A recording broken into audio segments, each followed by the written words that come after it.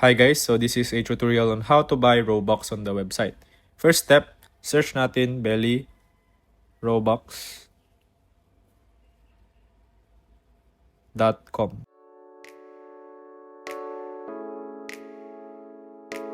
Next step is gagawin natin itong Philippine server. Ito. Tapos ito. Ayan, make sure na naka-Philippines po yan. So next step is click lang natin itong bili na. The next step is scroll down. Then ilagay natin dito yung Roblox username natin. Kung ilan yung gusto nating i-order na Robux. So sa akin is 100 Robux yung i-order ko. So yung babayaran ko is 50 pesos. Next step is click ko lang yung buy now. Tapos click yung confirm.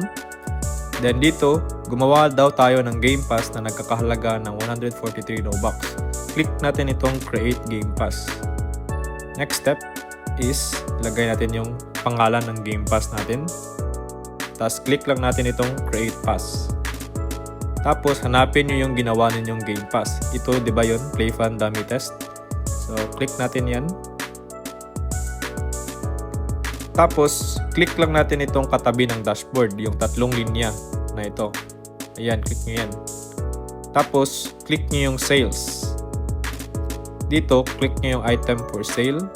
Tapos lagyan mo ng 143. Depende yan guys kung ilan yung pinagawa sa inyo. Ang sa akin is gagawa daw ako ng Game Pass na worth 143.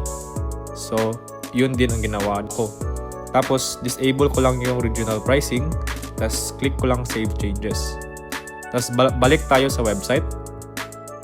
Dito, click lang natin yung already have Game Pass. So, dito mababayad na ako. Tapos, babayaran nyo lang ito. Tapos, click proceed. So, ito na yung resibo ng pagbili mo ng Robux. So, dito, scroll down lang tayo, tapos click natin yung check pending. Dito, maghihintay lang tayo ng a few minutes or seconds para dumating na yung in-order natin ng Robux. So, ayun, dumating na yung 100 Robux na in-order ko. So, that's it for the tutorial guys. Thank you.